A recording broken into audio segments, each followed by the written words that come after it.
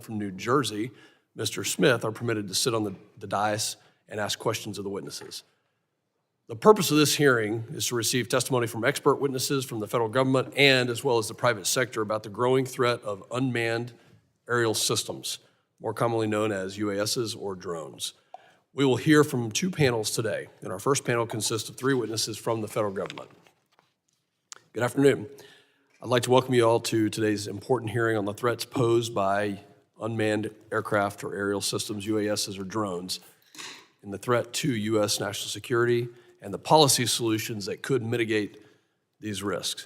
Before we begin, I'd like to personally recognize two individuals, Congressman Dan Bishop and Congressman Anthony D'Esposito, for their service to the subcommittee and to our nation, and I wish them well in their future endeavors.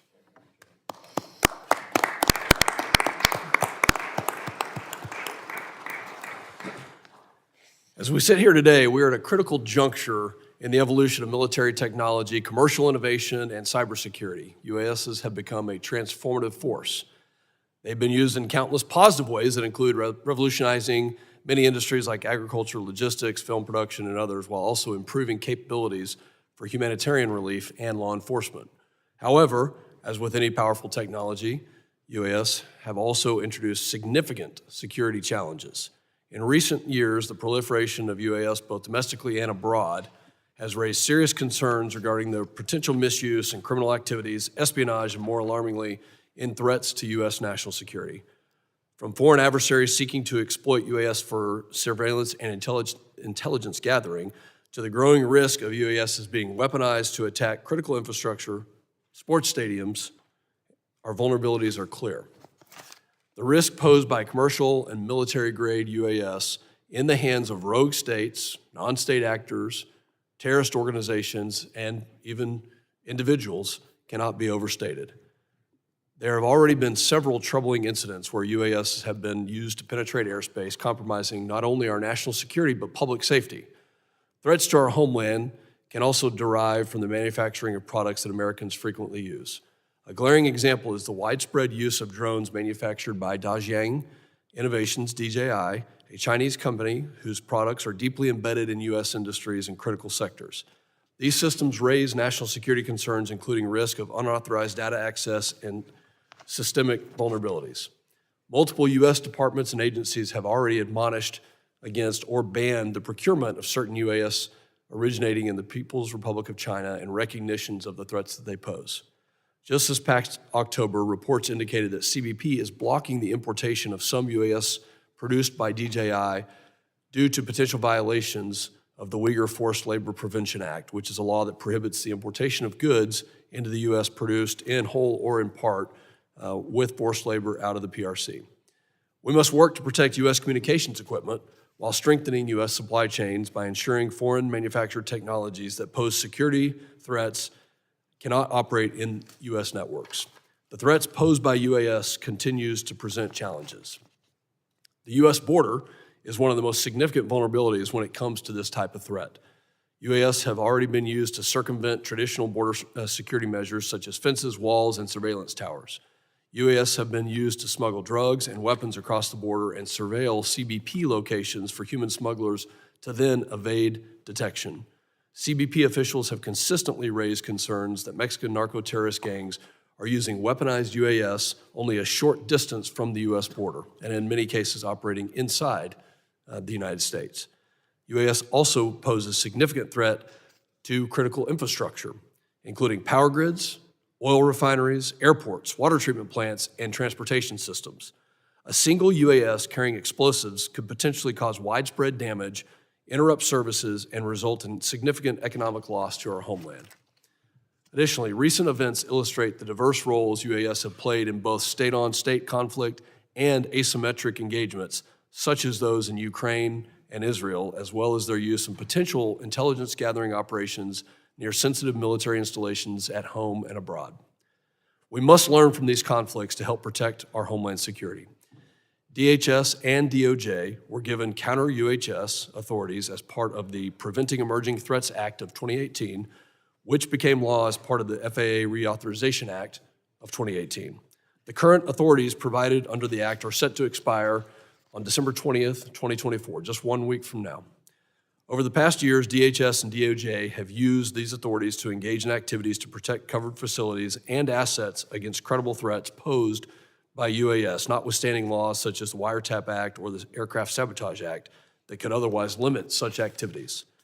It's imperative that we not only make sure that the current authorities are extended to protect our national security, but also work together to responsibly reform the current legal authorities that provide federal agencies with critical tools to mitigate credible threats posed by UAS.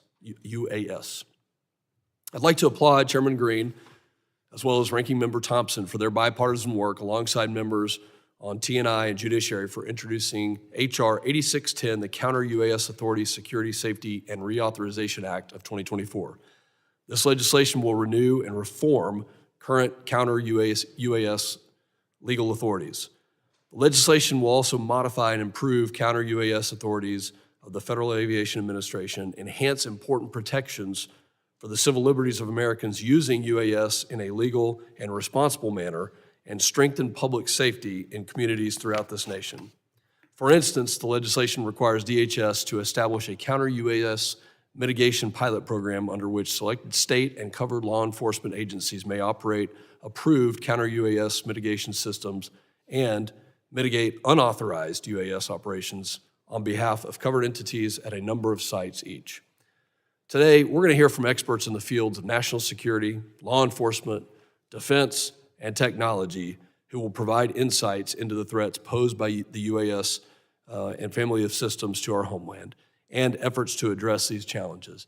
And I just want to say, if you're watching the news today, we've had several incidents that have occurred and are occurring right now in places like New Jersey. Recently, we had an incident at Langley Air Force Base. The threat is real. This hearing, I think, will address many topics. Maybe we don't have all the answers that come out of this hearing, but my hope is that by having this hearing, by asking both the government and non-governmental panel, that we can get to the right questions, and we can, if we don't have the right policies in place, then let's get those policies in place. If we do, and the authorities are there, then let's figure out what we can continue to do to keep our homeland safe. There's many aspects of this, but the most important aspect is the safety and the security of every American citizen and the life that we live here. I look forward to hearing from our distinguished panels today and working in a bipartisan manner. I now recognize the ranking member of the Subcommittee on Counterterrorism, Law Enforcement, and Intelligence, the gentleman from Rhode Island, Mr. Magaziner, for his opening statement. Well, I thank Chairman Pfluger for calling this important hearing and all of my colleagues for participating.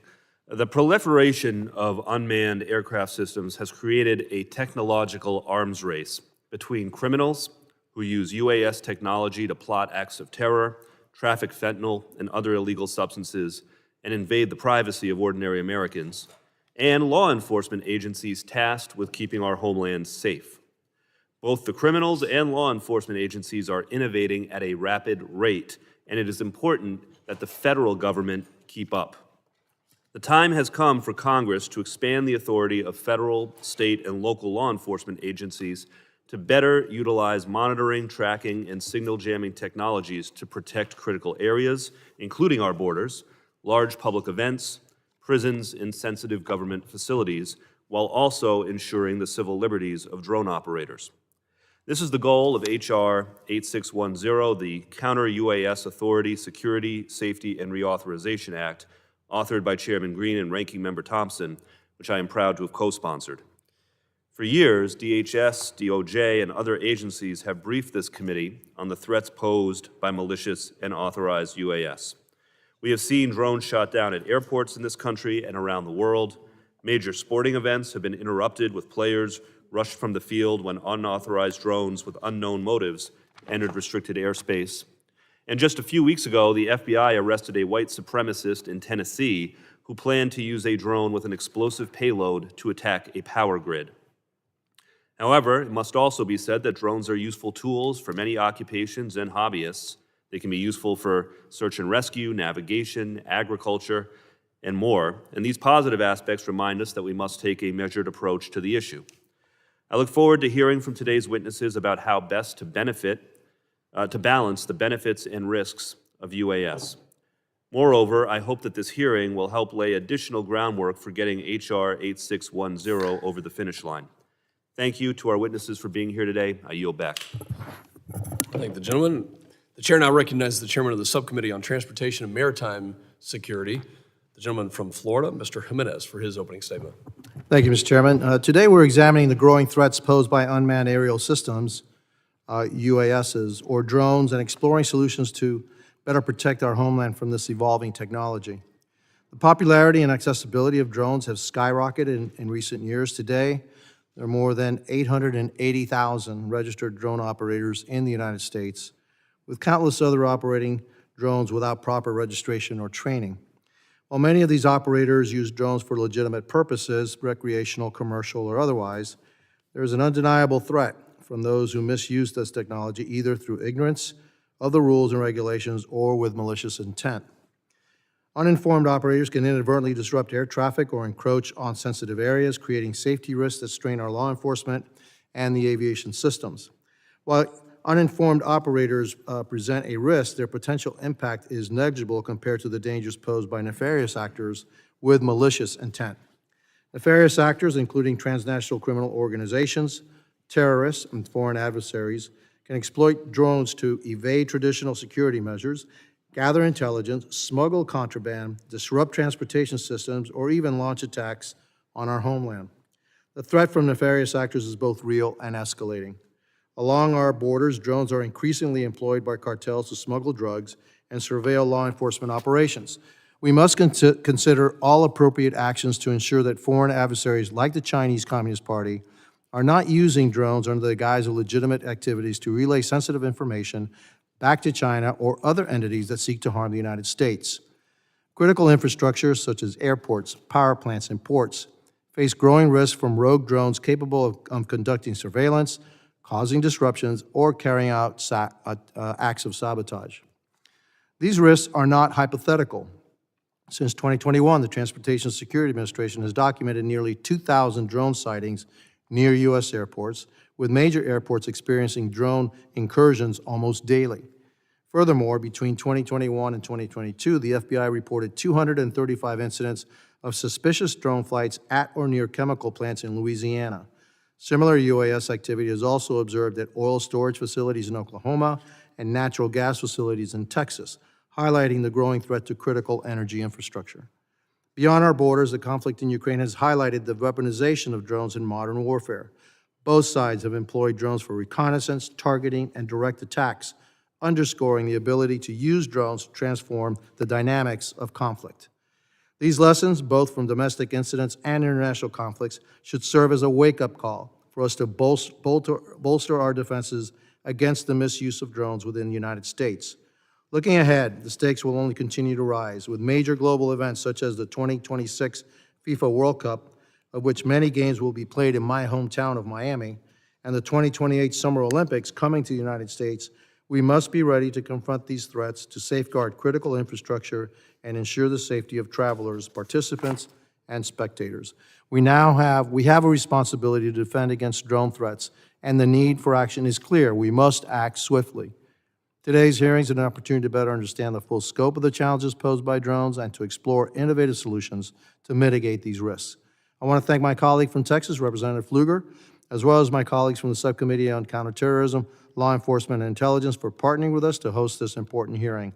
Thank you to our witnesses, Deputy Executive Assistant Commissioner Jones, Deputy Assistant Attorney General Wiegman, and Assistant Director Wheeler for appearing before the subcommittees. I look forward to hearing about how we can better counter rogue drones, safeguard critical infrastructure, and ensure our policies keep pace with this evolving technology, and I yield back.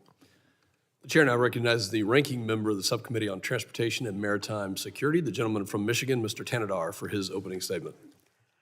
Good afternoon, and thank you to both Chairman and Ranking Member Magaziner for holding today's hearing, as well as to our witnesses for joining us. Over the past few years, the use of unmanned aerial systems, also known as drones, has become common across a wide range of applications. Drones have become increasingly affordable and useful within agriculture, law enforcement, search and rescue, photography, and other industries. However, as the airspace becomes more and more crowded with unmanned aircraft, we must ensure the government is prepared and empowered to protect the safety and security of U.S. critical infrastructure and the American public. In 2018, Congress enacted initial authorities for the executive branch to begin testing and operating counter-drone technologies, also known as CUAS technologies. Those authorities have kickstarted the interagency coordination and technology development needed to carry out such a complex effort, but the authorities remain unlimited. Authorities remain limited and have relied on one short-term extension after another. I hope Congress will act early next year to advance legislation to extend and expand these authorities. As we do so, we must ensure the government's counter-drone activities appropriately protect privacy and civil liberties and do not have unintended impacts on the safety of the national airspace. As ranking member of the Transportation and Maritime Security Subcommittee, I am especially interested in making sure airports are protected from threats posed by drones. Already, we have seen major airports shut down due to errant drones causing significant delays. Introducing new technologies that affect radio signals is especially sensitive within the airport environment and other urban environment. So we must ensure such technologies are carefully tested. I look forward to hearing from our witnesses today about how Congress can push our counter-drone efforts into a new phase in a measured yet meaningful manner. Again, I thank our witnesses and my colleagues, and I yield back. Other members of the committee are reminded that opening statements may be submitted for the record. I'm pleased to have a distinguished panel of witnesses before us today on this very important topic, and I ask that our witnesses please rise and raise their right hand.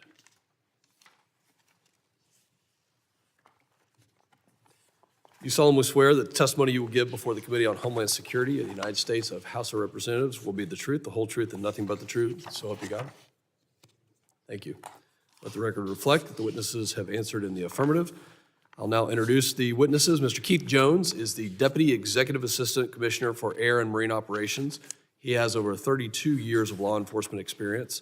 Notably, he has helped found the San Diego sector's Border Patrol Search, Trauma, and Rescue Team and was the primary driver of its national expansion. Mr. Robert Wheeler Jr. serves as the Assistant Director of the FBI's Critical Incident Response Group. His responsibilities include providing expertise in crisis management, negotiations, hazardous devices and tactical operations, behavioral assessment, surveillance, and aviation. He joined the division in July of this year. And Mr. Bragg Wigman serves as the Deputy Assistant Attorney General for National Security at the U.S. Department of Justice. He has spent his career as a government attorney with legal experience at the Department of Defense, Department of State, and at the National Security Council. We thank all of you for being here today.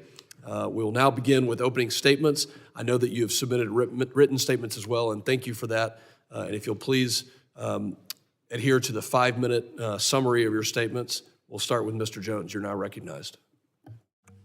Thank you, Chairman.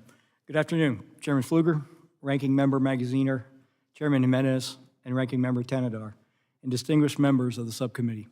It's an honor here to be here today on behalf of U.S. Customs and Border Protection to discuss the CBP authorities and capabilities dedicated to countering threats posed by the malicious use of unmanned aircraft systems, commonly called UAS or drones. Throughout my 33-year career in border security, first with the U.S. Border Patrol and now Air and Marine Operations, I've witnessed transnational criminal organizations, or TCOs, and other malicious actors leveraging technology to circumvent U.S. law enforcement.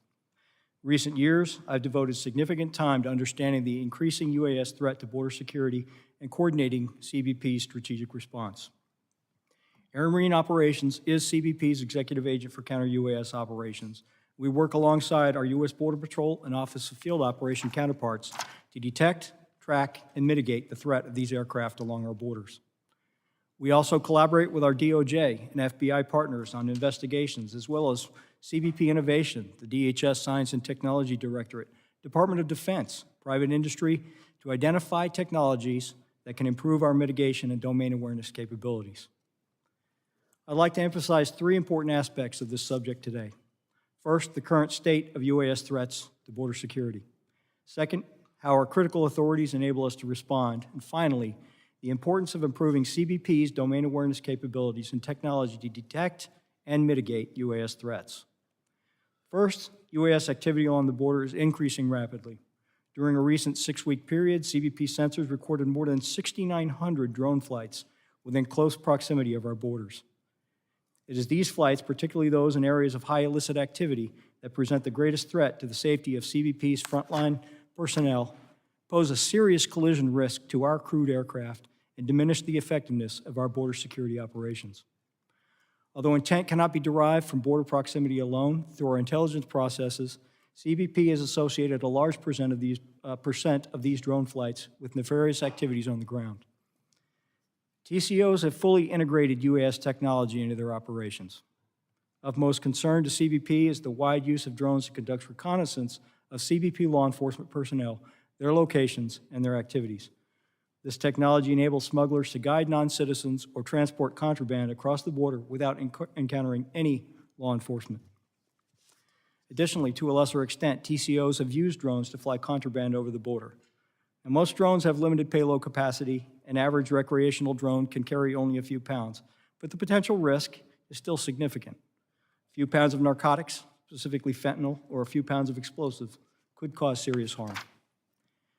The increasing use of UAS brings me to my second point. The authorities provided by Congress through the Preventing Emerging Threats Act are essential for CBP to detect and counter this serious threat. In accordance with the Act, DHS policy guidance and internal policy, CBP conducts counter-UAS operations in 10 high-risk sectors along the southwest and northern border, as authorized by the DHS Secretary. Our operations target specific threats to covered facilities or assets while safeguarding privacy, civil rights, and civil liberties. Obtaining authorization to implement counter-UAS operations is a rigorous and precise process. It requires a credible threat determination based on extensive analysis and evidence, as well as correlation with actionable law enforcement information. Using our authorities and targeted approach, CBP mitigated 86 UAS threats at the border in fiscal year 2023 and 60 in FY24. CBP also mitigated 16 UAS as Special Event Assessment Rating, or SEER, events in FY 2023 and 49 in FY 24. CBP has mitigated 3 unmanned aircraft systems so far in FY 25. Finally, TCOs are rapidly obtaining larger, more maneuverable drones with a higher capacity for payloads and the ability to fly longer, higher, and farther.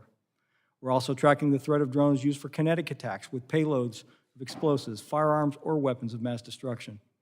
We're already seeing drug cartels in Mexico use drones to attack the military, police, and their rivals. This means CBP needs these critical authorities, advanced technology to maintain the strategic advantage and continued commitment to achieving persistent domain awareness. CBP is dedicated to our security mission, and with your support, we will continue to counter this rapidly evolving threat and expand our risk-based implementation of counter-UAS operations along the border. Thank you for the opportunity to appear today, and I look forward to your questions. Thank you, Mr. Jones. The chair now recognizes Mr. Wheeler for his opening statement of 5 minutes. Thank you, and good afternoon, Chairman Pfluger, Chairman Jimenez, Ranking Member Magaziner, and Ranking Member Tanadar, other distinguished members of the committee. Appreciate the opportunity to testify on behalf of the FBI. I currently serve as the Assistant Director of our Critical Incident Response Group in Quantico, Virginia. I've done that since July, as you've mentioned. In that capacity, I lead the FBI's efforts regarding both our pre-crisis planning and response to critical incidents and major investigations, which includes responsibility for our counter-unmanned aircraft program.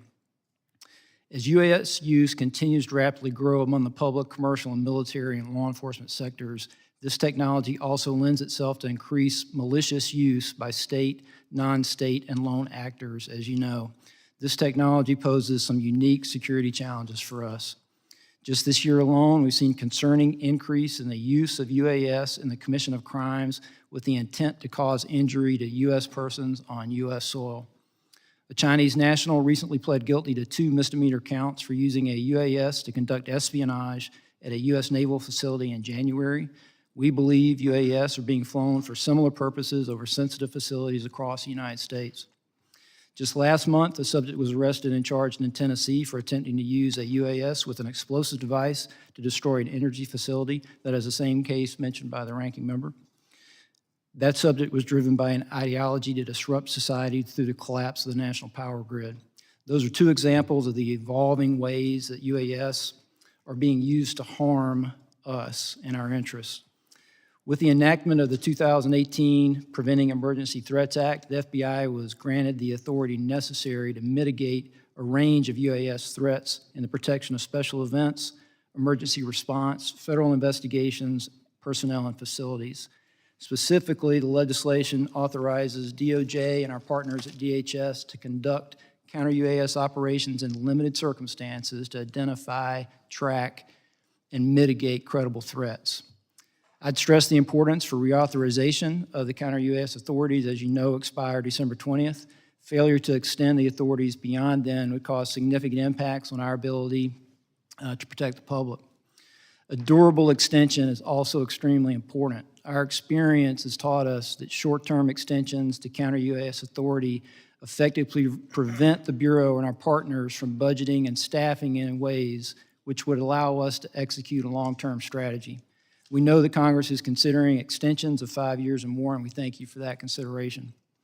The FBI strongly supports pursuing expanded counter-UAS authorities for state, local, tribal, and territorial partners as robustly and swiftly as prudently possible. SLTT partners have repeatedly informed us that existing counter-UAS authorities are inadequate.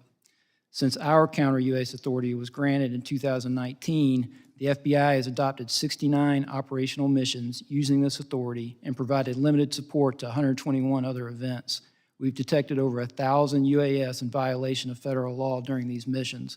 One example, at the Boston Marathon this past April, our team mitigated a UAS threat, which resulted in the capture and prosecution of a subject. The FBI cannot alone protect the over 40,000 Special Event Assessment Rating, or SEER, events annually held in the U.S., along with the countless other requests for counter-UAS support at mass gatherings. The use of counter-UAS to protect against these situations is crucial and can only be fully addressed by expanding the capability to include our state and local partners. In closing, we remain committed to protecting Americans by countering the malicious use of this technology. The reauthorization or long-term extension of this legislation is essential to continue our mission in combating the evolving threat. And we look forward to working with you in establishing sustainable strategies to mitigate the threat going forward. Thank you. Thank you, Mr. Wheeler. The chair now recognizes Mr. Weigman for his opening statement of 5 minutes. Thank you. Good afternoon, Chairman Pfluger, Chairman Jimenez, Ranking Member Magaziner, Ranking Member Tanadar, and other distinguished members of the committee. Thank you for the opportunity to testify on behalf of the Department of Justice.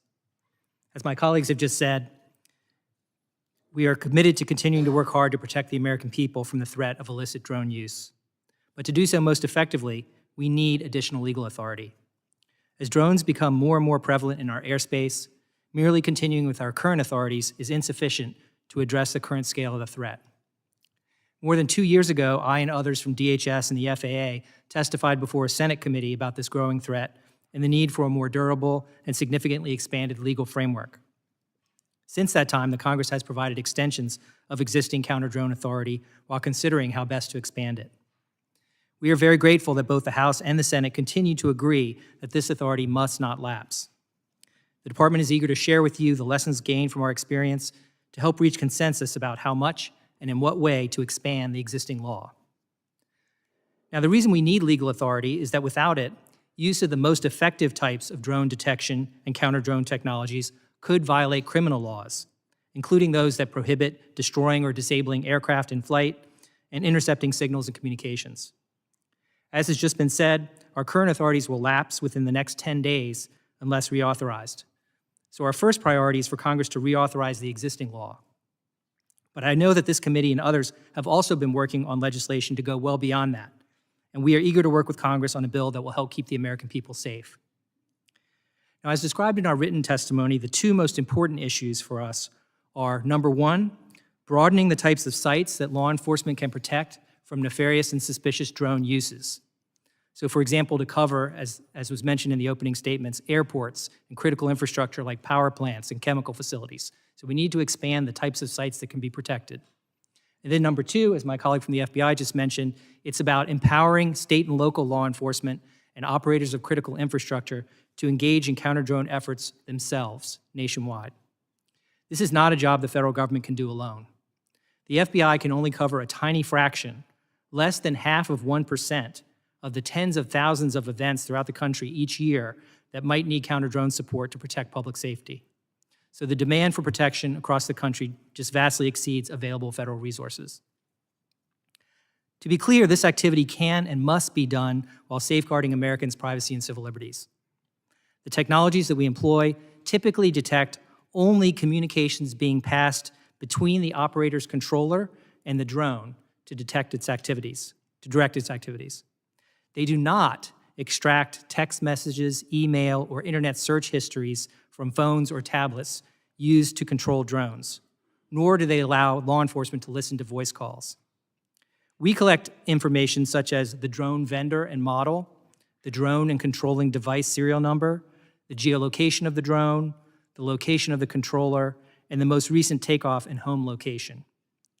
This is very much like the information required to be broadcast by manned aircraft, and which is now required under FAA's remote ID regulation to be broadcast by drones as well. And we use this information to further investigate when a crime involving a drone is suspected. As required in current law, DOJ would continue to have guidance that contains explicit protections for privacy and civil liberties and associated training. And state and local law enforcement, if empowered to engage in this activity, would be required to adhere to the same rules. I appreciate the opportunity to testify today. I'd be happy to answer your questions. I thank the witnesses for their opening statements. Members will now be recognized by order of seniority for 5 minutes of questioning. An additional round of questioning may be called after all members have been recognized, and also knowing that we have a second panel. I now recognize myself for 5 minutes of questioning. Let's just start with current events, and I'll ask an open-ended question. What is going on in New Jersey?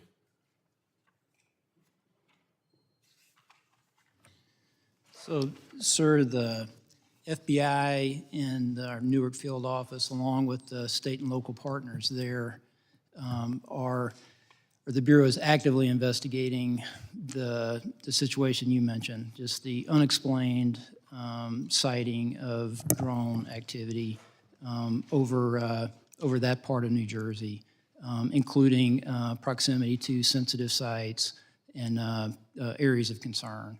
So we do not attribute that to an individual or a group yet. We're investigating, but I don't have an answer of who's responsible for that, of one or more people that are responsible for those drone flights.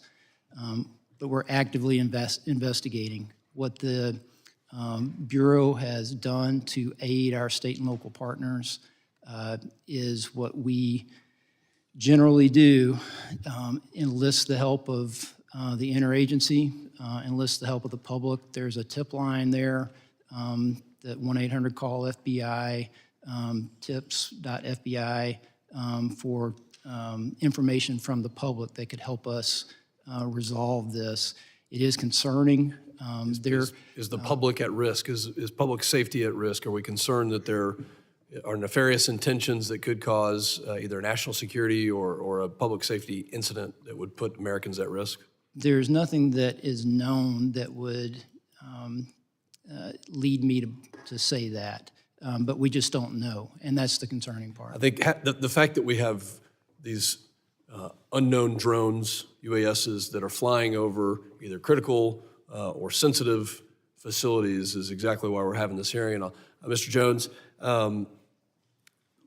actually for anybody on the panel, let me just say, we go back to last year, there were incidents, including Langley Air Force Base, where for over a week we had unknown drones flying over a very sensitive military installation with F-22s and other weapon systems on the ground. And I think that was cause for concern. So from a DHS standpoint, either on a border mission or from an FBI or DOJ, You mentioned, Mr. Wheeler, we don't necessarily have the authorities we need. Why can't we take action against these drones that are flying over sensitive sites? Why are we not taking action against drones that are flying over sensitive sites? So authority exists to mitigate a UAS in flight when authorized, and that could certainly apply to a sensitive site. I would be a little measured in speaking for the Department of Defense for those sites that are in question here. But I will say that we're, for the FBI, in a position, close liaison relationship with the Department of Defense and those areas that you mentioned, and will help in every way possible. But for securing those particular sites in this way, it is a DoD equity. Mr. Jones, for the border, I was down in the RGV last year, and they told me that they had over 20,000 incidents just in a quarter of drones that were being operated by cartels. What's the danger along the southern border to our citizens, the safety of our citizens from drones? Thank you, Chairman. So you touched on the volume of activity within the 500 yards of our contiguous border, in the south and even on the north, is staggering. We have deployed detection technology. You mentioned 20,000. The significant threat is counter surveillance. They are surveilling law enforcement activities. They're doing this 24/7, 365. And historically, they've had to have high ground or terrain. Now everywhere's the high ground. This is They have their a high tactical ground. They can see advantage. what's going on. Exactly. Do you have the authority to mitigate those physically or by other means? So the Secretary has designated certain areas along our border as covered facilities. So yes, the capability exists and the authority exists in those covered areas. Have those types of mitigations taken place? Are we actively mitigating? We are actively mitigating, yes, sir. And how many, my time is expiring, but how many events are we experiencing per year along the southern border? So for example, last year, if we look at 45,000 detections on the southwest, of those, 2,500 plus or minus actually made an incursion. So now we're talking about a very small subset. A lot of the surveillance is taking place outside of our jurisdiction in foreign airspace. That makes it particularly challenging for mitigation. I bet we'll get back to these. My time has expired. Now recognize the ranking member for his 5 minutes of questioning. Thank you. I'll pick up on this same line of questioning. When a number of us visited the southern border last year, we heard from your officers about the challenges that drones were posing. And one question I have is, I understand they're being used primarily by the cartels for surveillance, to see where your officers are so that they can, more effectively traffic people, narcotics, firearms, et cetera, across the border. Do you see any evidence of the cartels using drones to actually move some of that contraband? Like, I'm thinking specifically of fentanyl. Are they using UASs to actually move fentanyl across the border? We have yet to see fentanyl being moved via UAS. We have seen other narcotics, albeit in small quantities. From a cost model, it's not as effective for cartels because the payload capacity is so small, they have to make multiple trips. We have seen cocaine, we have seen heroin, we have seen methamphetamine, we've seen weapons. So there is a threat of moving contraband across our borders. So the numbers, of course, are staggering. I think at one point in your written testimony, you alluded to periods of as many as 1,000 detections a week. But the number of mitigations at the southern border was 86 in fiscal year 23 and 60 in fiscal 24. So why so few as a percentage of the whole? What are the barriers that you're facing? Again, many of these detections occur in foreign airspace, thereby we cannot mitigate. Actually, a very small percentage actually incur into the United States. So for example, in the southwest border, only 5% of that large number actually affected an incursion. Of that, we have very strict criteria, and they met the criteria. So the 60 that we mitigated in FY24 actually met the criteria for mitigation. So I'm going to ask about both the 5% and the 95% then. So in the 5% that do come into our airspace, is the criteria too narrow, to bring them down? Why again, so few? Well, again, one of the things that's notable here is that those are not 2,500 unique identifiers. You have repeat offenders, so we take down or mitigate one drone. Of that large number, that could be responsible for hundreds of I those see. detections. So these are events, not necessarily individual drones, these statistics. That's correct. Okay. So on the 95%, or really I guess 100%, even if you don't have the authority to bring them down, those that are over foreign airspace, do you still have the ability, the technological ability to track where the operators are and to alert in the Mexican or Canadian authorities as to where the operators are? And can you explain what that process is like?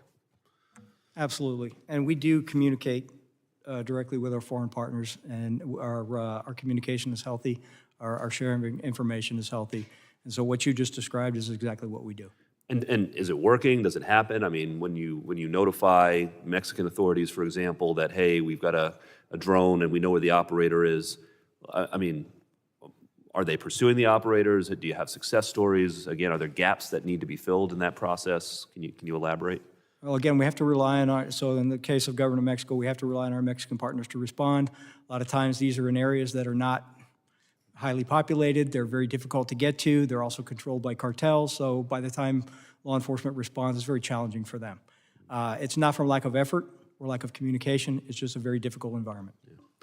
With the minute that I have left, I'll shift to Mr. Weekman. On the issue of special events, of SEER events, can you just elaborate a little bit more about why it is so important that the state and locals have expanded authorities, and what should the appropriate guardrails be, for those expanded authorities? Yes. Each year, the FBI can cover a number of special events, and DHS covers some as well. So we're talking about big events like the Super Bowl, the World Series, the Indianapolis 500, that sort of thing. But obviously, those are not the only events that could be subject to an attack or a drone threat. You have many other football games, baseball games, soccer games, the World Cup, and if you add them all up, just focused on sporting events, even forgetting about New York Times, New Year's celebration, there's all manner of events. So we can only cover a tiny fraction of those in any given year. And so if Congress gives the authority to state and locals to engage in the same activity, that vastly expands the scope of what counter-drone protection I'll just can be note for the provided. record, thank you. I understand the need to expand that authority for the state and locals for these special events. I will just highlight, though, I think training is going to be very important in this, because there are plenty of people who fly drones at high school football games and stuff for legitimate reasons, and we'll just need to make sure that the state and locals have the training to know how to kind of go after the bad guys without overly penalizing the good guys. But I take your broader point, and Absolutely. I yield back. That's a big part of it, the training. Gentleman's time has expired. The chair now recognizes the gentleman from Florida, Mr. Jimenez, for his. Thank you, Mr. Chairman. I know that we face significant threats now from the technology that we have right now, but right around the corner, if not already here, is AI. And so some of the techniques that we use to mitigate current drones won't work on AI because they won't be piloted. They'll be just given a mission, they'll be given parameters of what to hit, and they'll hit it by themselves. They don't need to be piloted. Do we have any capabilities to actually go kinetic, actually knock these things down, either through some kind of a projectile or with high energy that fries the systems? Do we have any of that available anywhere? Thank you for the question. So without tipping our hand to our adversaries, I think it would probably be best, and we'd look forward to providing you a detailed briefing on our capabilities, kind of where our heads are at on, and we share your concern. Yeah, because I think that not only concerns me in as far as Customs and Border Protection and our personnel, but also airports, large events, et cetera, where these drones can be used for really destructive purposes. And so I'm really, really worried about that. Mr. Jones, you said that you had legal authority to disable, to mitigate drones in certain areas. We have about a 2,000-mile-long border. So those areas, how many miles of the 2,000 do you actually have the authority to mitigate these drones? Chairman, again, we're starting to get into an area I'm not comfortable with in an open forum, but we'd love to dock those details with you behind closed doors. I take that to mean there's not too many miles, okay? So that's fair enough. Have you seen any kind of, we know that the cartels, especially the Mexican cartels, are working with the CCP, the Communist Chinese Party. The CCP provides the chemicals to the cartels, who then produce the fentanyl that's killing thousands of Americans every single year. Do you see any link between, we see that link, do we see any links between the CCP, China, and the drones, the technology that's being used to surveil our border, and it's being used to help the cartels in their quest to transport people, drugs, guns, everything into the United States? It's no secret that the preponderance of the UAS technology is manufactured in China, and the cartels are using that very technology. We share your concerns. There's a reason why we don't use Chinese drones. And whether they knowingly or unknowingly are potentially collecting information for the government of China.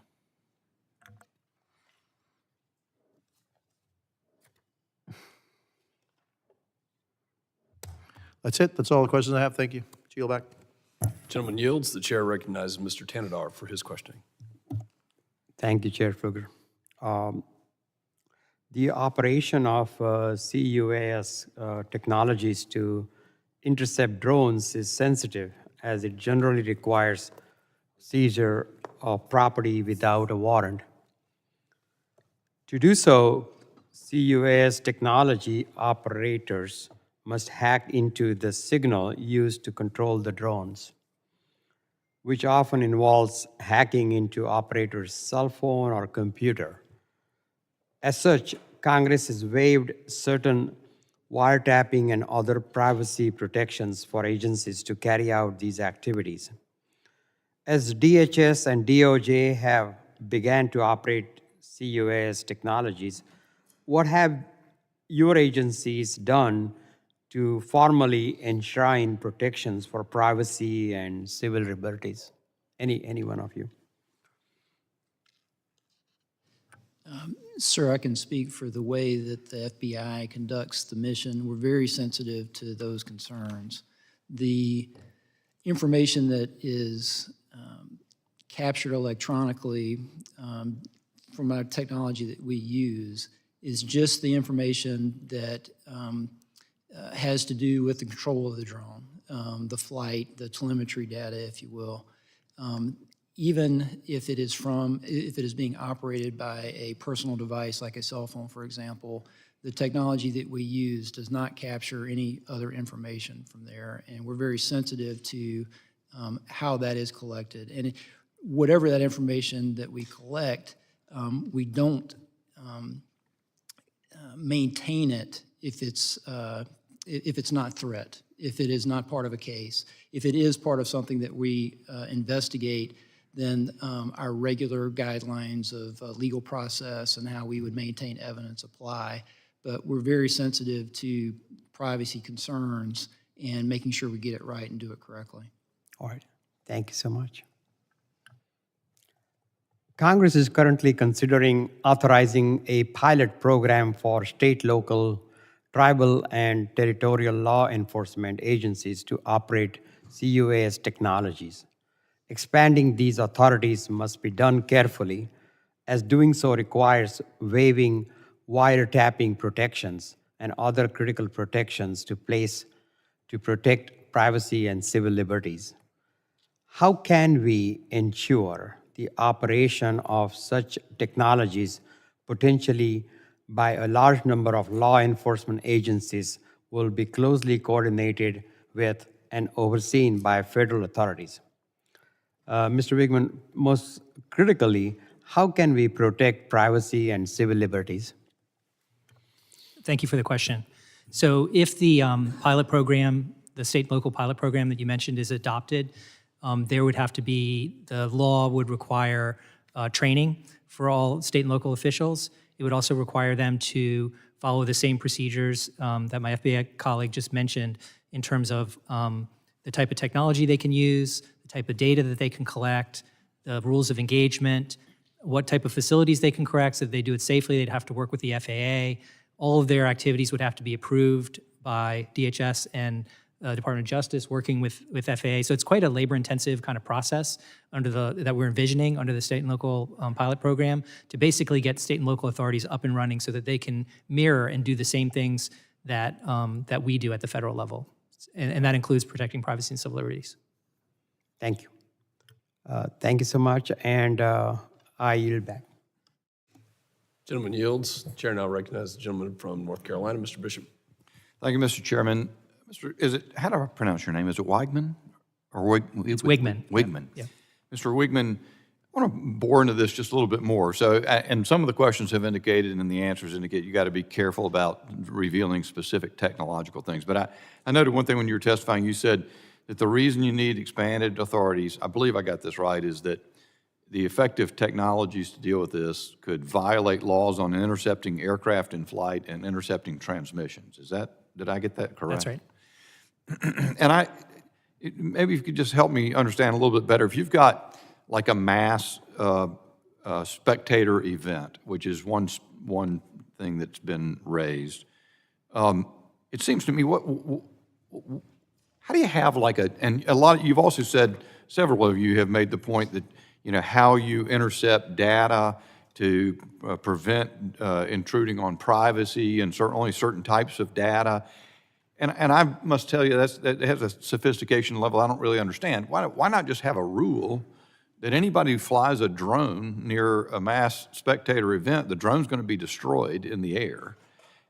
Is that something that it'd be hard to do? And then why do you need to intercept data in order to do that? If the object is there, destroy it. So it's a good question. I think the way it works, as I understand it, and my colleagues can talk about this operationally, if you had, let's say, a football game, and you would have a perimeter, it would be declared as a temporary flight restricted area. Okay. So around that, you're going to have a buffer zone. You have an area where it's a no-go, and then you have a larger area around that where you might want to detect what's flying, and then you have a larger area around that where you might be tracking, but regular commercial drone use is okay. And so as they're getting closer and closer to the facility, you're detecting originally the signals to see what is that drone. You're trying to identify the drone. Oh, is that a UPS? Is that like a long distance radar or something like that? Exactly. Heads-up So radar is that a UPS drone that's just delivering a package somewhere? Let it go on its way. Is it getting closer into the zone where you're going to have to do something against it? So it's kind of a calibrated thing, and as you get closer and closer, then that's where you take the opportunity to use the technology to jam it. Is most frequently rather than destroy the drone, you're interfering with its navigation in a way that confuses it and requires it to land. And that's what they do in these scenarios to make it land somewhere rather than it's not the same as shooting it out of the sky is my understanding of how it works. You're instead using electronic things to bring it down. So that's essentially how it works. Is the technology, and I've always been curious about that. I've asked that, first time I asked it in a hearing a couple of years ago, there's a Twitter of laughter throughout the room about naivety of thinking you could destroy the thing in the air, and I guess maybe if it leaves debris to fall or something, I could understand It could be that. dangerous also, I think. Yeah. If you were just to kinetically destroy it, I imagine there would be some hazards with that. Should the average person looking at this or the average congressman trying to understand it believe that these technologies where you can use electronics to force the device to land are successful or have a high degree of reliability? Maybe I'll direct that to Mr. Jones. Yeah. So there's also non-destructive kinetic capabilities. So one thing from a law enforcement perspective we have to remember is that if we can capture a drone, there's a forensic capability that allows us to glean information.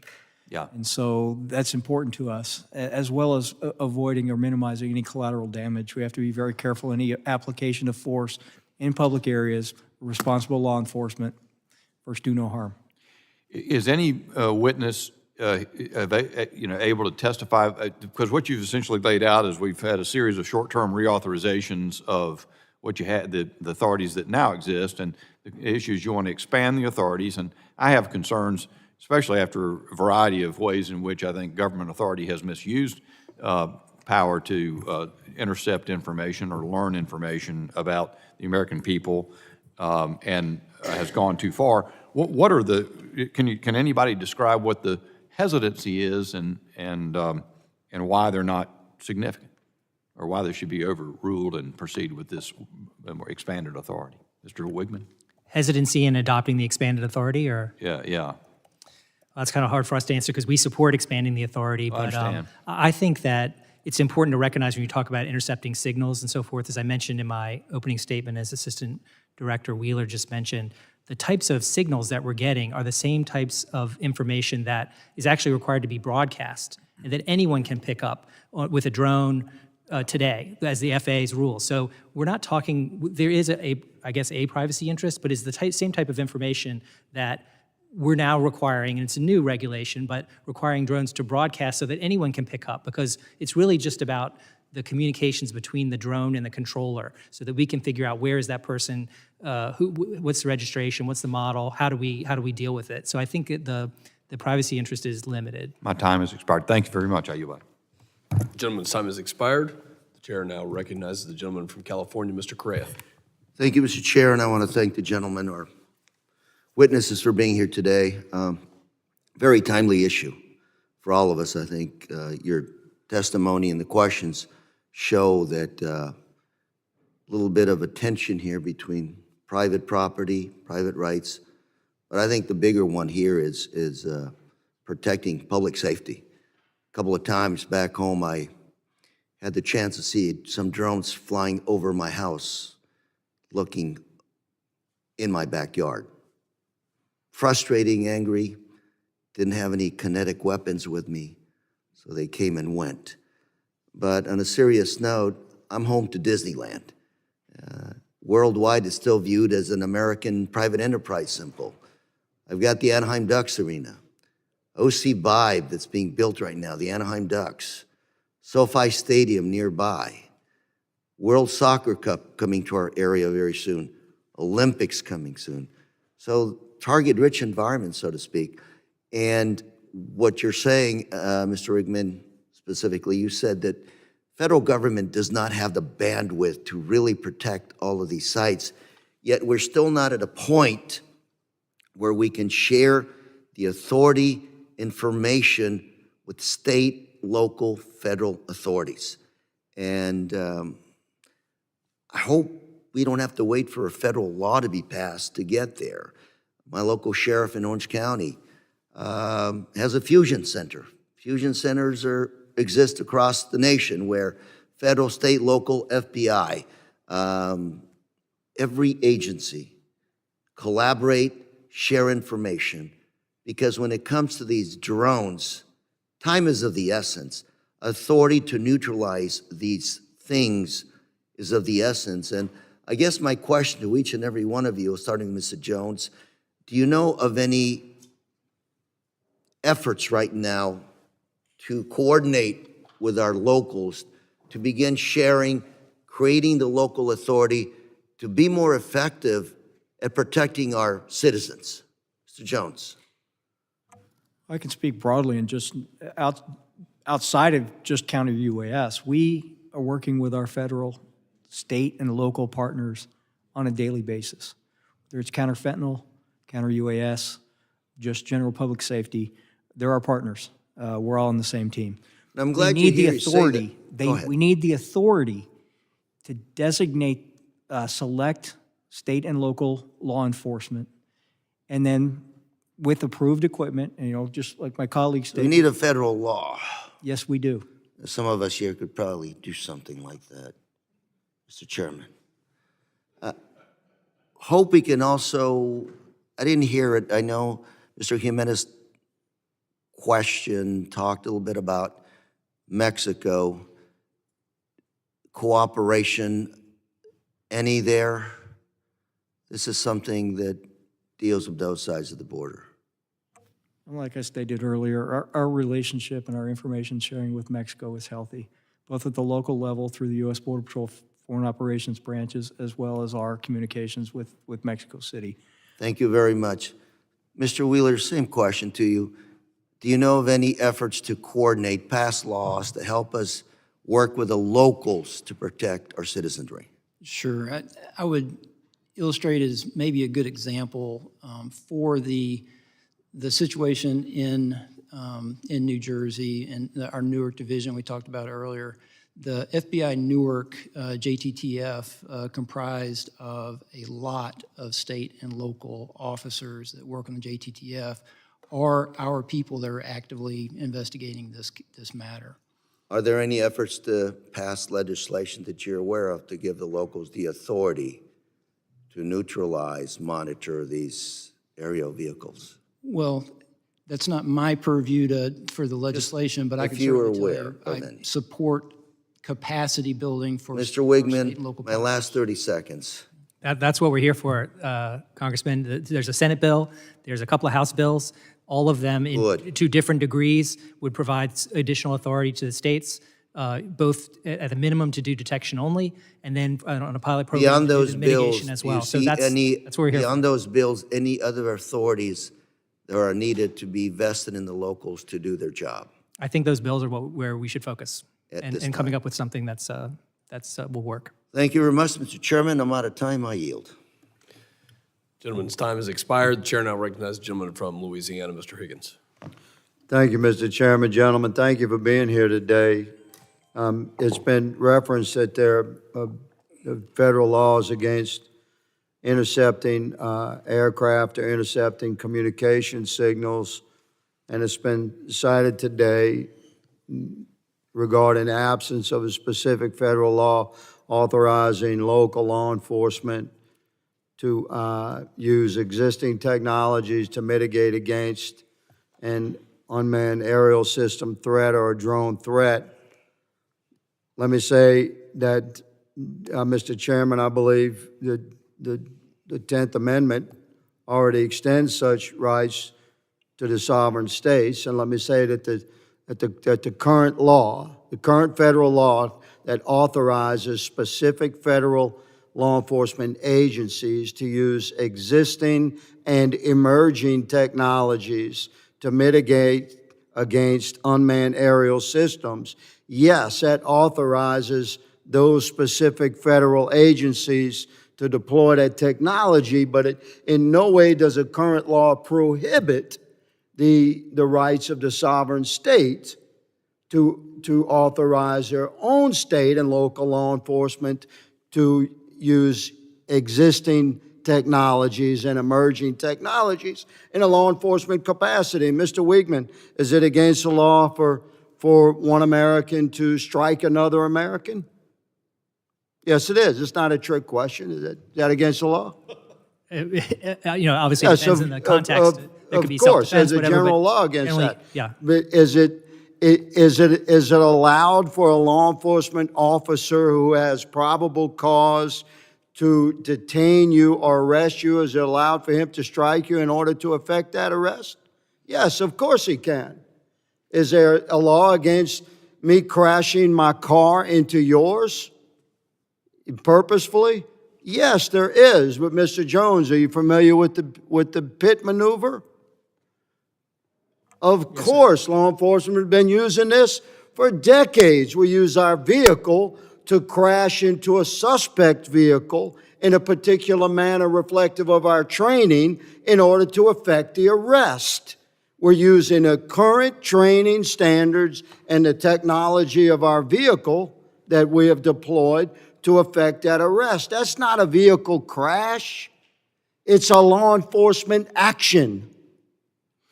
That's broadly known. Everyone knows it's against the law for one American to shoot another one. But a law enforcement officer, in order to effect arrest, if he needs to escalate to lethal force, we know a law enforcement officer has that authorization through federal and state laws. So, yes, there's plenty of laws. You guys love to cite these laws that exist so we cannot intercept an aircraft. We understand that. But if intercepting the aircraft is a law enforcement action, which using existing technology to mitigate against an unmanned aerial threat, Mr. Chairman, these technologies exist, and absolutely our local and state law enforcement entities should have access to the same technologies that we seem to be very protectively reserving for only select federal agencies. So, Mr. Jones, you had stated earlier, good sir, and thank you for wearing the badge, my brother. You had stated earlier that yes, you're deploying these systems, but please clarify for America that there are great restrictions on actually deploying the technology to land a drone. You're using the technology primarily to track criminal drones, but you're not using that technology primarily to land drones, which is what the technology does. Am I correct in that assessment or not, Mr. Jones? Well, both are true. We are using technology to track the drones. We are also using technology and electronic means to intercept and land the drone at a place of our discretion. And give us the numbers by percentage. If you track 100 drones, how many are you landing? Well, like I stated earlier, for FY24 Southwest border, we actually landed 60 of them, mitigated 60 of those aircraft. 60 of the 45,000 that you encountered? Well, there you go. That's what I'm saying. You're using the technology to track, but you're not using the technology to fully mitigate. So this is what we've been talking about for a year, Mr. Chairman. This technology, by 10th Amendment right, belongs to the sovereign states, and they should be allowed to fully deploy it. Thank you, Mr. Chairman. I yield. Gentleman's time has expired. Chair recognizes the gentleman from Texas, Mr. Gonzalez. Thank you, Chairman. And, sometimes I feel like I'm in the twilight zone up here. Like month after month, people come before us, they testify, and you don't get a lot of answers. And it's concerning, it's frustrating. You're telling me we don't know what the hell these drones are in New Jersey are? Is that correct? That's right. It's crazy. I mean, that's crazy. That's madness that we don't know what these drones are. You're telling me that a lot of these, Mr. Jones, you're telling me that 90%, 95% of these drones along the U.S.-Mexico border, we can't interact because they're not in U.S. territory? That is correct. A large proportion of them stay in foreign airspace. I'll tell you what, there are a lot of Americans that are very frustrated right now that are essentially questioning, where are my taxpayer dollars going? You know, this Doge craze that's kind of starting to take hold, this is very real. I mean, this is going to come. People are going to have to come before the carpet, and they're going to have to explain every single line item. What do you do here? What does this get? And so let me ask a very specific question. Mr. Wheeler, how much of the FBI budget goes towards counter-UAS? So the technical part of operational budget that I have within the critical incident response groups, just less than 500,000. 500,000? That's nothing. Why is it so low? Well, I don't. And I wonder we don't know what the hell is going on. 500,000. So that number doesn't capture the FBI Newark investigation, for example.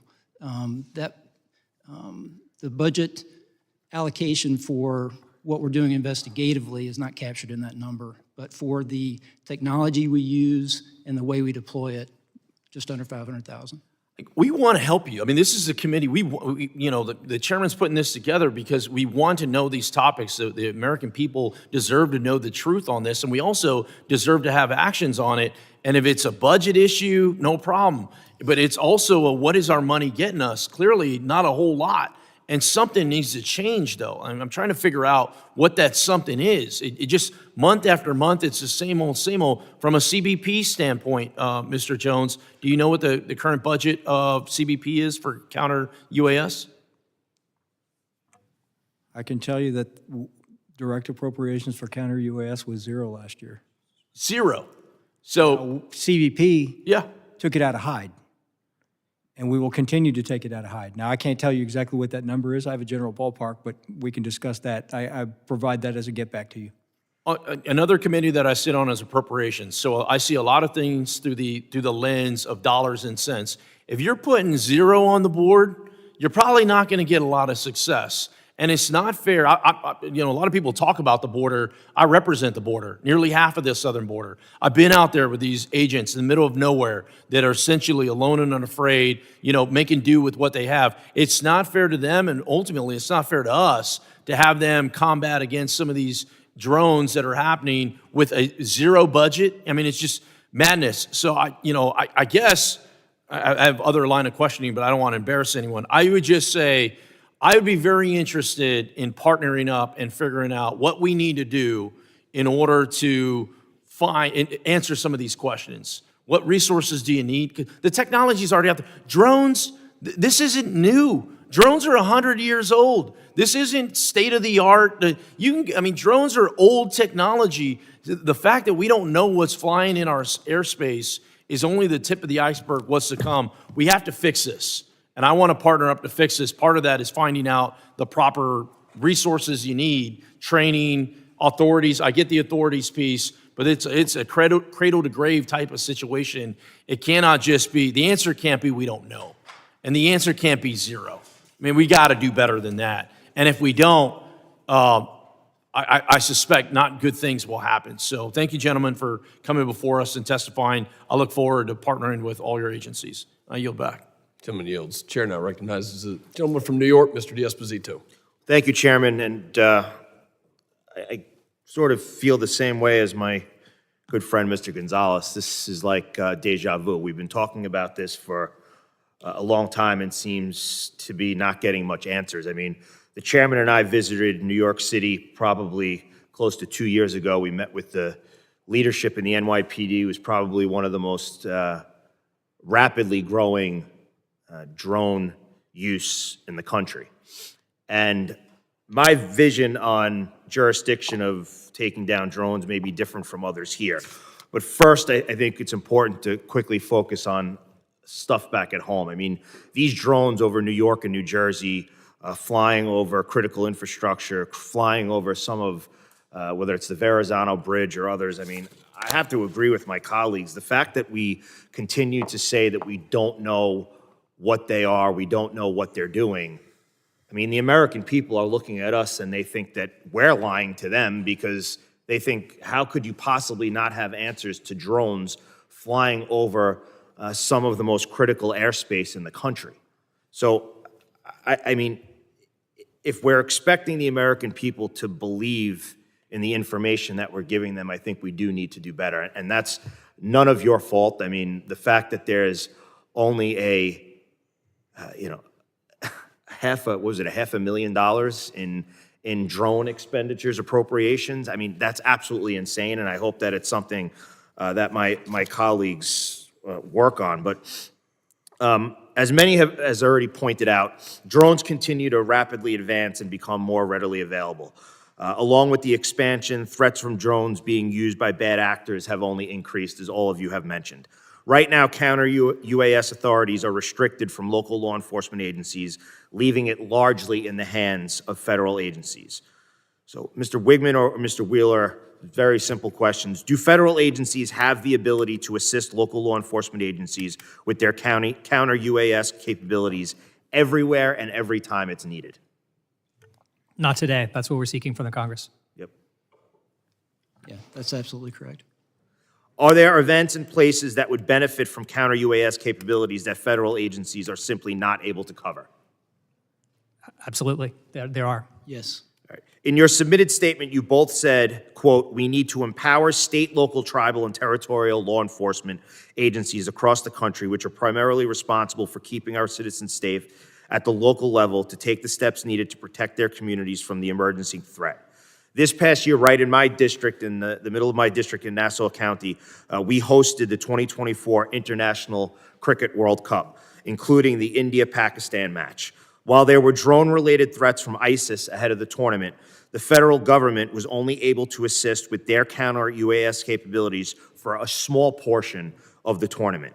What is the current impact of local law enforcement not having these authorities? And I'll leave that to any of you.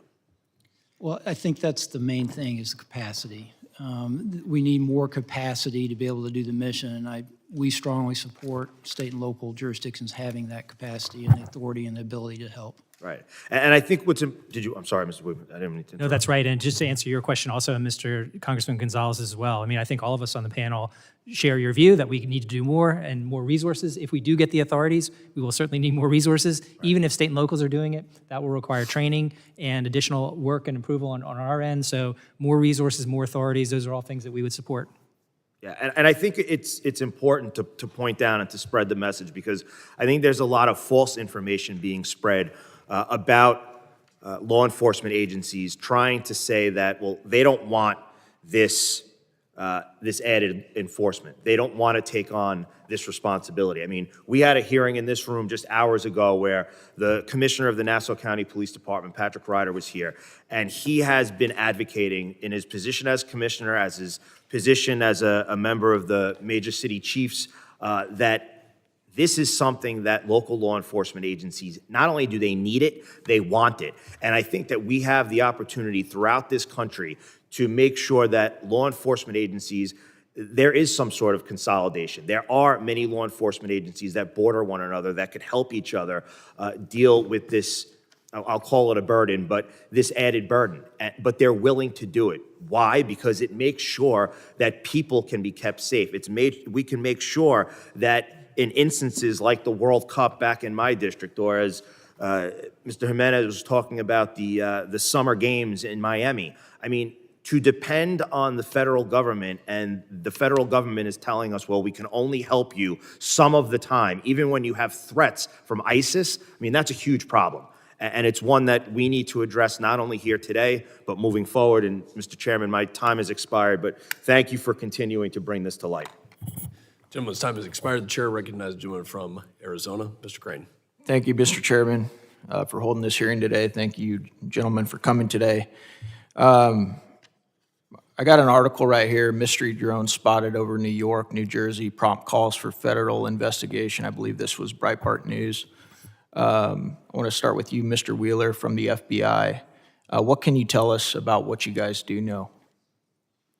So the public reports and what we have from eyewitness sightings, some of those very credible police personnel and others are what we describe as unidentified drones. We do not know the particular specifics of what those drones are. Some are described as being slightly larger than a commercial available drone. Fixed wing as well as rotary. We have helped analyze with our partners video and pictures of what those look like, what have been submitted. Part of that is these over 3,000 tips from the public, and to look at that. But as I previously stated, we don't know the people responsible behind that, and that's what we're working on. Yeah. What did you say the FBI was spending on counter-drone? My budget that would specifically include the technology that we use. Is it 500,000? It's 500,000. What? That doesn't seem nearly adequate. Why do you feel like there isn't a push within the FBI to keep up with modern warfare and modern threats? So we're What is the budget for the FBI right now? Roughly 11 billion. Okay, why do you think as warfare changes, and as you know, sir, warfare is changing drastically right now overseas, especially with Ukraine and Russia and the development of drone technology, why isn't the FBI taking this threat more seriously? And that's obviously reflected by the budget that you guys have assigned to counter-drone technology. I have a limited capability that is embedded within our emerging threats unit for surveillance issues. That allocation of resources, that research, that operational deployment of our capability is what we have today. I would imagine that this would grow over time. What do you think that some of these terrorist cells that might be in the country right now, or maybe even outside of our borders? What do you think that they're looking at when they see a hearing like this and they see that you guys still, after almost a month, don't know who these drones are? What do you think that they're thinking? So I would be measured in how we speak about our capability and what our limitations and capacity is. However, I'll say to you that it's not as good as I wish it was, and we'll continue to work to make it better. Yeah, well, when you're only spending $500,000 a year, it's probably not going to be very good, is it? The only thing I would say about that is that this is an enterprise-wide problem. It's not just a technological problem, that most of that $11 billion budget for the FBI gets after threats to Americans, this being one of them. And the way we apply resources, personnel, operational, all of that to include technology to get after a threat that would threaten American lives, I don't think that $500,000 for the technology part of it adequately captures our commitment to protecting Americans. I want to shift real quick because you guys have been talking about using electronic warfare to counter some of these drones. What about drones that aren't susceptible to counter warfare, like your fiber optic drones? What are you guys doing about those? I'll start with you, Mr. Jones. So all options are on the table right now. We are exploring kinetic options. You know, Complement the electronic. you can buy those right now, and they're really not that expensive. Are you aware of that, Mr. Jones? I'm aware there's a lot of different technologies out there. We have experimented with some that have been very successful. Yeah. Thank you. I yield back. Gentleman yields. The gentlelady from New York, Ms. Maliatakis, is recognized. Thank you, Chairman Pfluger. Thank you all for being here today. I just want to follow up on what my colleague asked regarding what happened in New York and New Jersey. These drones, unmanned aircrafts, have also flown over my district. A number of constituents have seen them over a power plant in Brooklyn. They were coming over the Verrazano Bridge. And I will remind everyone or explain to everyone here that Verrazano Bridge connects Staten Island and Brooklyn, and on the Staten Island side, you have Fort Wadsworth, which is a U.S. Coast Guard sector New York base. And then in the Brooklyn side, right on the other side of the Verrazano Bridge, you have Fort Hamilton, which is a U.S. Army installation. And so it is very concerning to me that we have these objects. We're not sure if they're drones or unmanned aircrafts, but they are flying over sensitive infrastructure and facilities. And the fact that we don't know what they are or who's behind them or what they're doing is very concerning to me, particularly in a post-Chinese spy balloon world. Okay, the fact that this administration allowed for a Chinese spy balloon to go across the country over multiple military installations is very concerning, and that we could potentially be having this happen again it's like astounding to me that this is even happening without any type of intervention. You say it's no known threat, but is there still a possibility of there being a threat? At the end of the day, that's what my constituents want to know. Yes, I am cognizant, and we all are in the FBI, of what this threat can look like. Anyway, across the spectrum of sophisticated state actors, adversaries that want to hurt us, all the way through counterterrorism matters, cyber, WMD, criminal, all the way down to a nuisance drone that could cause harm. So that's the wide spectrum that concerns me every day. And are you, okay.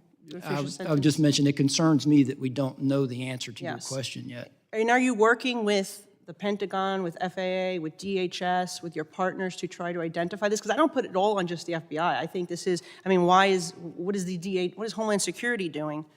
Do you have any idea? Have you? I wouldn't speak for another department, but I will say that the way we do business is extremely collaborative in the interagency, and especially with our state and local partners. So who's taking the lead here on this particular issue to identify these drones and aircrafts? Well, we have an investigation open predicated on a idea that there's unsafe operation in the airspace, which is a federal violation that we have some jurisdiction for. But it would help us know sort of what lane this falls in when we know the people that are responsible and what this is all about, to your point earlier. And we're actively investigating and would like to answer those questions. Yeah. But I don't have a better answer. And what if they were carrying chemical weapons or something? We just don't, I mean, this could be a much worse conversation we could be having right now, because these things have been flying all over New York, New Jersey, over military installations. I don't know, I don't know what's going on there, but these agencies need to figure it out and try to get to the bottom of what's going on. I think it's very concerning. Is there a possibility, if hopefully it is not a threat, is it a possibility it would fall under this System Assessment and Validation of Emergency Responders Program, the SAVER program? This is a program under Department of Homeland Security, Science and Technology, where they are testing various technology for search and rescue, disaster response, and it could be part of a law enforcement assessment. You think that's a possibility? Because my Army base doesn't know about it, my NYPD doesn't know about it, so I guess my question is, why wouldn't the local authorities know if this was part of a testing of security technologies for first responders? So I don't know that to be the case, Okay. and I couldn't really comment on that. Okay, well, just again, I would love to speak to you offline at some point and maybe share some information with you.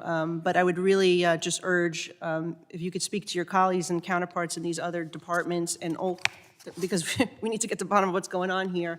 And if it is something that is not nefarious and is one of part of these public safety applications that are being tested, they need to coordinate with the local authorities. So my guys in New York, NYPD, they know that it's not a threat. I would agree.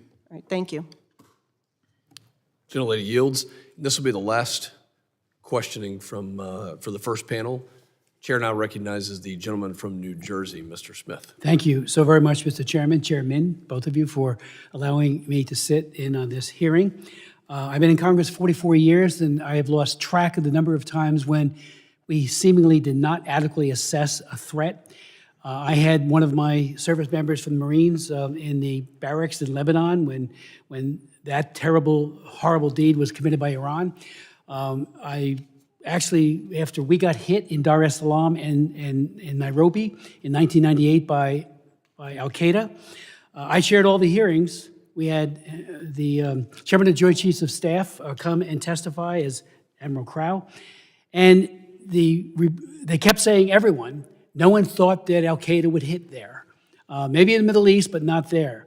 I wrote a bill called the Embassy Security Act. It was signed into law. I added it to an appropriations bill, big, thick bill, but it was all about setbacks and Mylar on the windows, a lot of good things. And it did mitigate, I think, some of the concerns there. But we always seem to miss something, and I'm very concerned that we're missing something here. I've raised the issue, as has my colleagues, Maliotakis and others in New Jersey and New York, about these drone sightings. So last night, I was on the beach in Island State Park in Ocean County with the sheriff. He has been working it every single night. He's got his own tethered drones chronicling. One of his officers 2 nights ago saw 50 drones come in off the ocean right there. So we thought maybe they'll replicate it. They didn't, but we thought it was a possibility. Last night, we had a number of other people there, including a commanding officer from the Coast Guard, who said that one of their 47-foot motor lifeboats was followed by between 12 and 30 of these drones as they went through the water, followed right behind them. And I said, what's the rules of engagement? I mean, you do it if you're fighting against a narco trafficker or something. And they said, we don't know, we don't have any. So I did reach out to the commanding officer at the Joint Base, which is also in my district, and talked to him, had a very good conversation, Colonel Anthony Smith, Joint Base Fort Dix McGuire, the 87th Air Base Wing today. And I said, I know you have the capability, you've put out press releases, to identify and bring down drones. Why can't you deploy them, at least to the ocean? Bring one of these down, find out who's doing it. They have the capability. He said, we don't have the authority, only within the parameters of our base. Well, there's a national interest here. Our jets fly over the ocean all the time for training, so that perimeter is larger. So I did write Secretary Lloyd Austin asking that capability that may be sitting in a closet somewhere, I know they use it all the time, but bring it out, and I'm not saying you got to share it with the sheriffs. It'd be nice. Just do it yourself in the interest of the American public. So I would ask if you would echo that request. I mean, DOD's got the capability, and maybe Homeland Security does as well. When we had a Zoom meeting with Secretary Mayorkas, our governor put it together, and I appreciated that. But I asked them, why can't we just track where they go to? Seemingly they're going out to sea, to something, a ship. We don't know for sure, but they come in off from the ocean.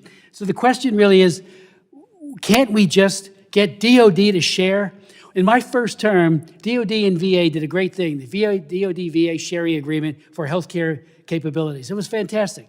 Why can't the DOD share this with Homeland Security, with FBI and others, so that you can go out and find out who they are? Maybe it's China. I chair the China Commission, and I've had 115 hearings on it. I'm barred from going there now. China is, and I'm on their hit list. Xi Jinping is a monster. Look what Putin's doing. They're all capable of doing horrible things to our people, and now they're threatening my good friend and colleague from New York, and of course, New Jersey, big time. So let's go get that DOD capability and find out and put to rest the question, who is it? We can bring one down tomorrow. Your thoughts? Sir, I'd just say I share your concern. I share a lot of frustration, and I'm more than willing to continue working with the Department of Defense to try to get better. Again, if they don't have the authority, they can do it on an emergency basis. Just send that capability out to the ocean or to the beach, because they're coming in every day. Figure out which one it is and bring them down.